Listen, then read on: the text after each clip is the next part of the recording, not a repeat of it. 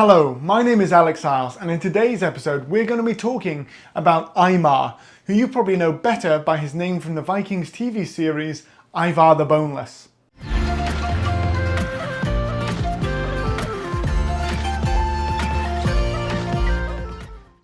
Welcome back. So in today's episode we're going to be talking about Imar, who is really important when it comes to the history of the Irish Vikings and the Vikings who settled in Ireland over the course of the 9th century. Now he was a historical figure who became the patriarch of the House of Imar, who then went on to have massive influences on the Kingdom of Dublin, as you can see right here, and alongside that as well as on the Kingdom of York, because they would have influence there, and his descendants would go on to be kings of both Dublin and York throughout the 9th into the 10th centuries. So we're going to be talking about him. Now you'll often hear about Imar as Ivar the Boneless in the 14th century Icelandic chronicles, and the interesting thing about it is that it's not until really the 12th century that he's first referred to as boneless. There's a number of theories about why this is. One of them is that he was unable to produce children, which if the House of Imar is the case, is not the case whatsoever. Another suggestion is it's a mistranslation through Latin, that he was basically a godless and an enemy of God, and so that was mistranslated as basically boneless through time. Another suggestion is obviously that he had no legs, and another one is that he was actually double jointed, or was able to basically wrestle famously, because there's stories about him wrestling. No matter what it is, we don't know where the 12th century name boneless comes from, but it doesn't seem to be attached to Imar, the historical character who we're dealing with right here. So there's an interesting one right there. He's said in the mythologies to be a son of Ragnar Lothbrok, but as I've mentioned before, when we've been looking at Halfdan and when we've been looking at other people as well, you can see that actually they are not sons of Ragnar, and Ragnar is a separate character associated with the Danish monarchy, and he is a brother of the King of Denmark who dies of cholera after besieging Paris.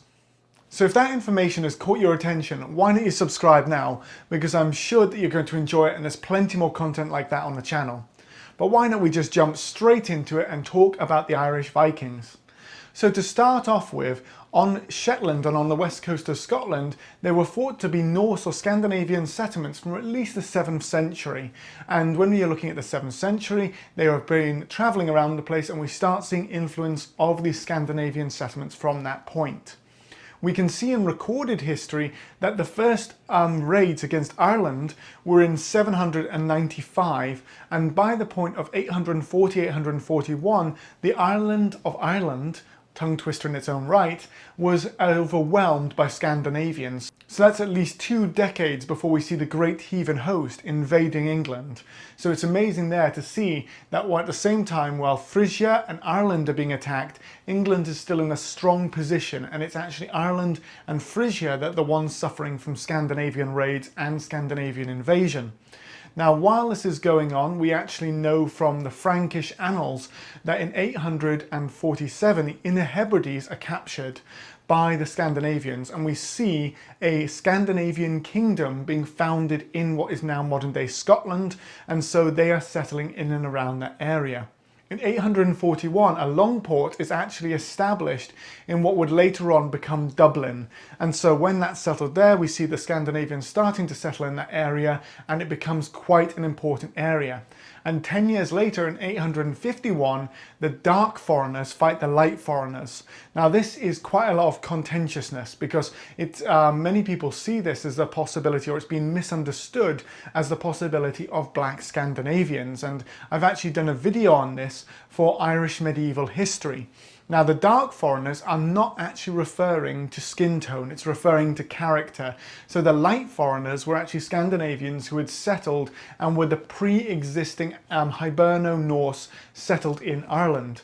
And then the new dark foreigners are the ones who are coming in and invading and are seen as the evil ones who are bringing malice and violence into Ireland again.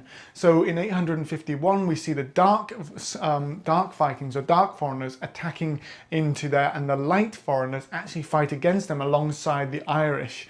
And so there's something going on there. But the Scandinavians by this point are very well established and have a kingdom in Scotland, and alongside this as well, they start establishing a kingdom in Ireland as well. When Imar jumps onto the scene, it's in 857, when his brother, who is probably named Olaf, leaves.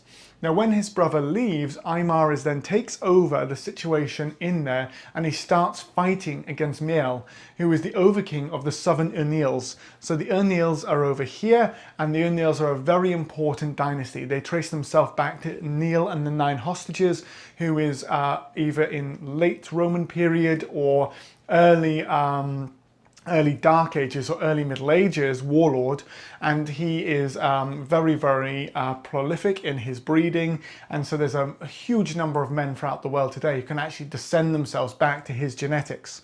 Never mind that though, the O'Neills are a very powerful tribe in Ireland, and so you see the Northern O'Neills and the Southern O'Neills.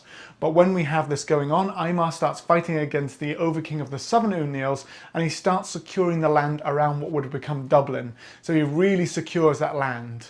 What happens next is that in 863, Imar kills Mael, and when he kills him, he does that north of Dublin at Conlad Abbey. So when he kills him, suddenly his biggest opponent is out the way, and he's really able to bed down his power within Ireland.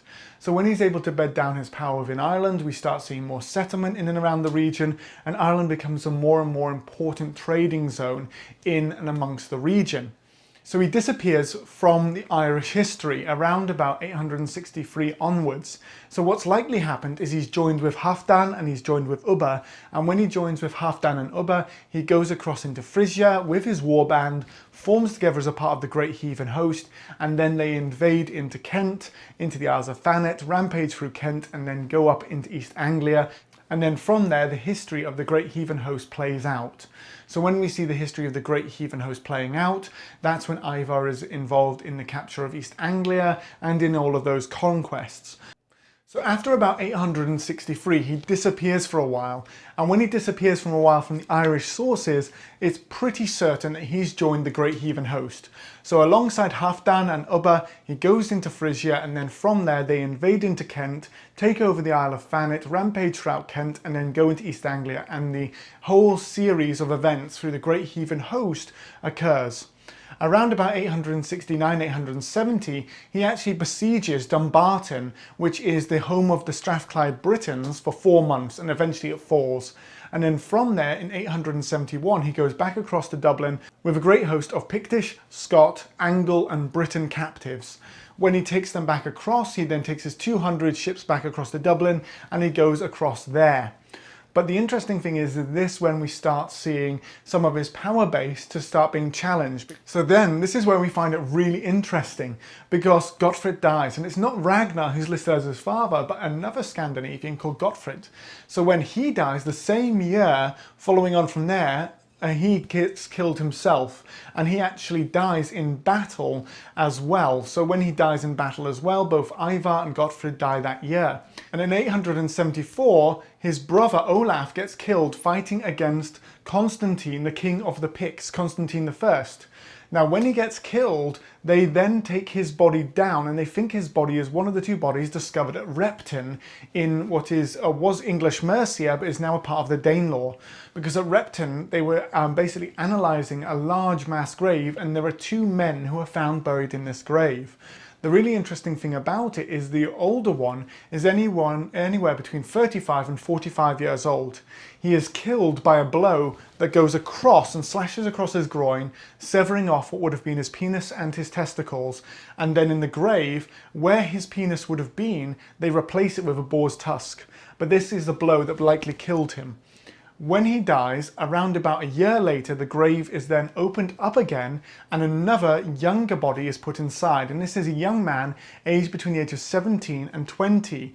And they think this is Einstein. And Einstein dies in 875, and he is the son of Olaf. Now we know that Einstein is actually killed by Halfdan. So Halfdan kills Ivar's nephew. So Ivar's dead, Olaf's dead, Einstein's dead, and then Halfdan is in a very strong position within this area. Jumping back into Repton, Once Einstein is then laid in the grave, a stone is placed over the top and they're buried together with high status goods like swords and stuff like that. And nearby there is possibly a sacrificial pit or grave where the body of 4 children are actually discovered as well, who suffered traumatic injuries. And again, this ties in with the Scandinavians practicing human sacrifice. So it's likely that those children there were killed as a sacrifice alongside the burial of possibly Olaf and Einstein. So there's a really interesting one right there.